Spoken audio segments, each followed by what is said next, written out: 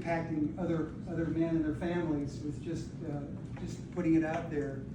Because again, as I said earlier, and probably guys can relate to this, guys typically don't want to talk about health issues, especially for something that's below the belt.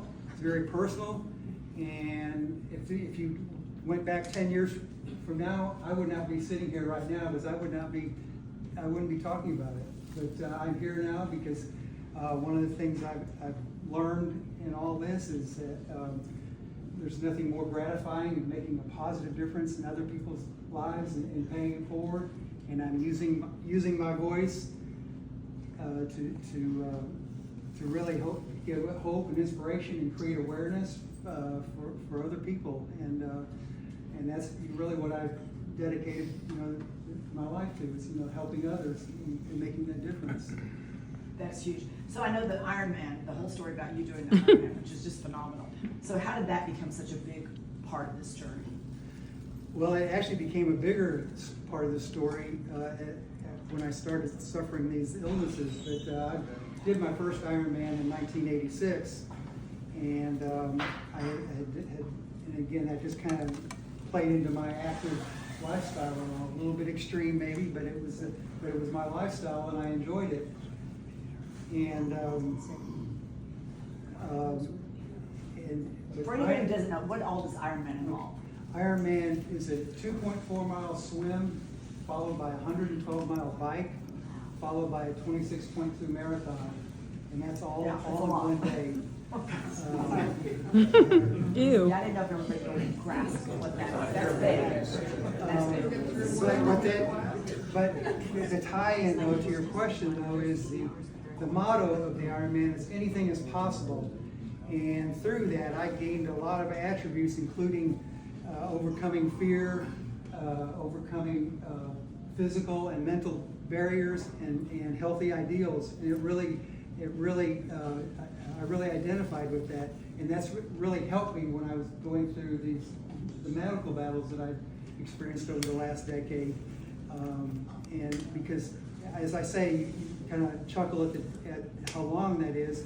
It is a long day, and a lot of it, I always say, getting to that finish line of the Ironman is 60% mental, and because a lot of it's up in your head, and I always say it's a metaphor for life. An Ironman is a long day, and in that long day there are a lot of ups and downs, just like in life. And how you deal with the adversity is really what defines you and help you live your life, if you will. And I had to do that same thing with these different curveballs that we've experienced over the last 10 years. So you didn't just have the prostate surgery, prostate cancer curveball. You had other ones. Yes. Talked about the body replacements, but talk about your heart. Body replacements. Body part replacements. You can ask me. Okay. I'll tell you. So is that whole thing, is he been replaced or just? 7 months after I crossed the finish line at the Ironman World Championship in Hawaii, which was my long-term goal to get through the cancer. Again, that's anything about Ironman is you've got to set goals for yourself, and that's one of the things that taught me with everything in life. You got to set goals to go forward.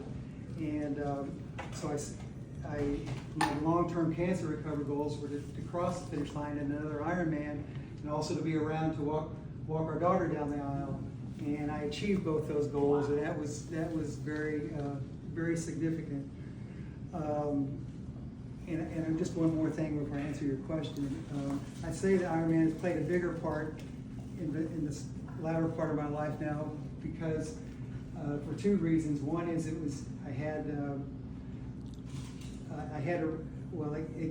gave me a goal to focus on. When I was going through these battles, and also it gave me a platform to share my story of hope and inspiration. Because if I was positively impacting one person at a time in this journey, then that was my definition of success, and I was doing that.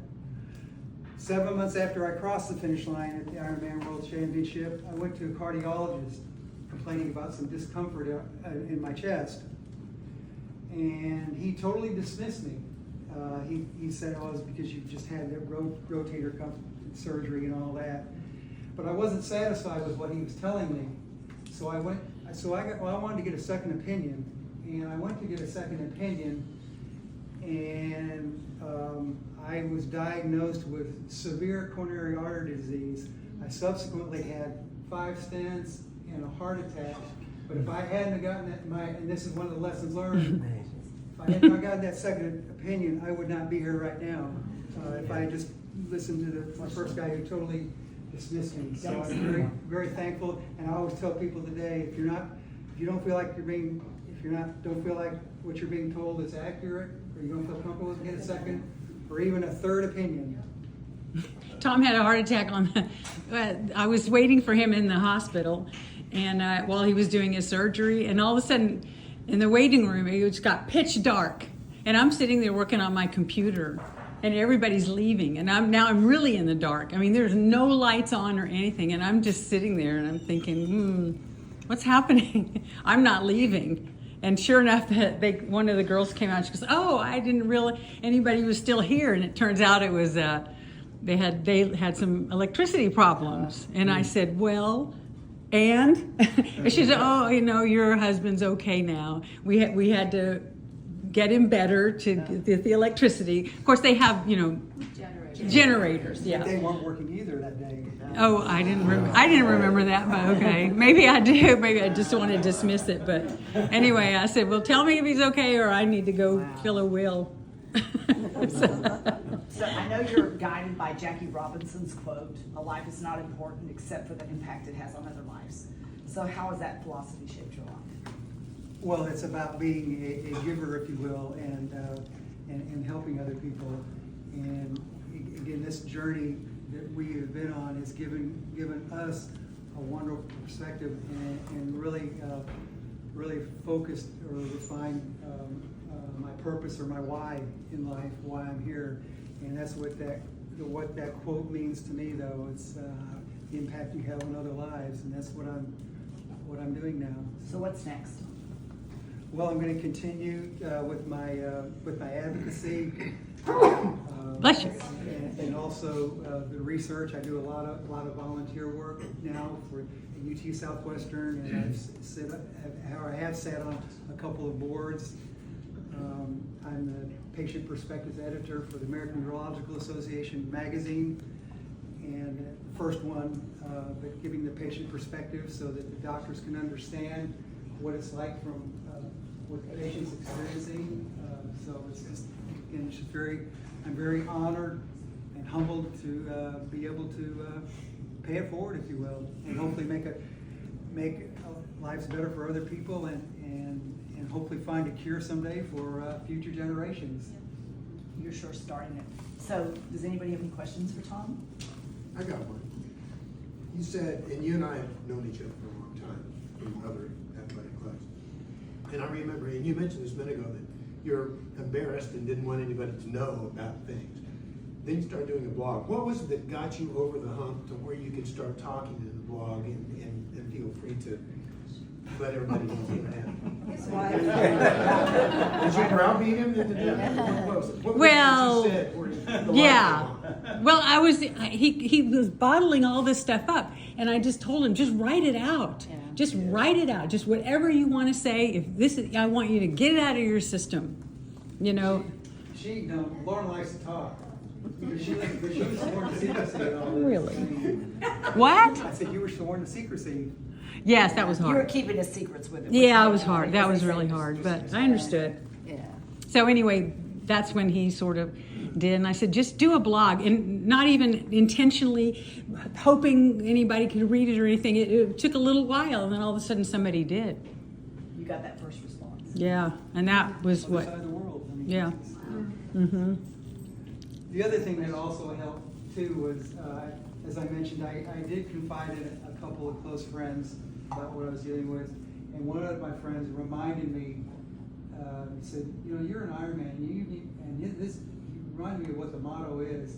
He said, "You need to get out there and set goals instead of sitting back here and feeling sorry for yourself." So I was in a pretty dark place back in that first year or so, and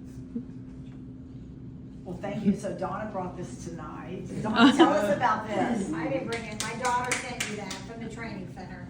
Oh, very nice. All the athletes watched your race because she had surgery, so we all sat around and got to watch, and so they were very inspired. They kept going, "How old is he?" and she kept going, "Good timing, good timing, good timing." And when did he finish the bike? And so it was like 10 athletes sitting around, so they sent you that from the training center. Oh, wow. That's very nice. All right.